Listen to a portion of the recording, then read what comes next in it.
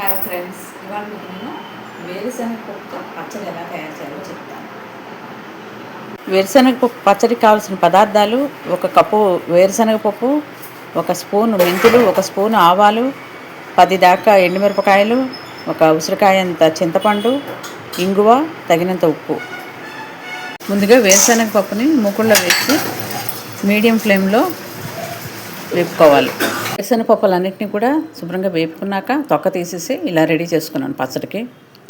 Friends, ఇప్పుడు మనం ఒక మూకుళ్ళలో 2 చెంచాలు నూనె వేసి అందులోని సిద్ధంగా పెట్టుకున్నటువంటి మెంతులు, ఆవాలు, ఎండుమిరపకాయలు, ఇంగువ వేసి పోపు వేపుకోవాలి. ఫ్రెండ్స్, పోపు వేగిపోయింది. ఇప్పుడు మనం స్టవ్ ఆర్పేసి దీన్ని చల్లారనివ్వాలి. చూసారు కదా, పోపు అంతా బాగా వేగిపోయింది, చల్లారిపోయింది. ఇప్పుడు చల్లారిపోయిన పోపుని నేను మిక్సీ గిన్నెలోకి తీసుకుంటున్నాను. ఫ్రెండ్స్, ముఖ్యంగా గమనించవలసిన విషయం ఏంటంటే పోపులో సగం మాత్రమే రుబ్బేటప్పుడు వేయాలి. ఇది చాలా చాలా ఇంపార్టెంట్ పాయింట్.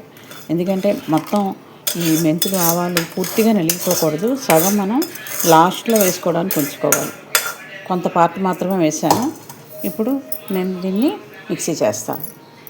ఫ్రెండ్స్, చూసారు కదా, ఈ మెంతులు, ఆవాలు మిక్సీ అయిపోయి ఇప్పుడు ఇందులో నేను వేరుశనగపప్పు అలాగే చింతపండును కూడా వేసి మిక్సీ చేస్తాను. పప్పు నలిగిపోయిన తర్వాత ఇందులో నేను సరిపడా ఉప్పు అలాగే సరిపడా వాటర్ కూడా వేసుకొని నేను మళ్ళీ దీన్ని మిక్సీ చేసుకుంటాను.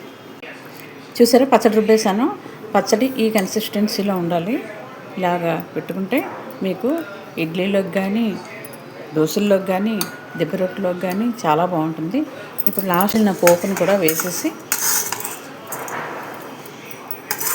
శుభ్రంగా కలుపుకుంటాను.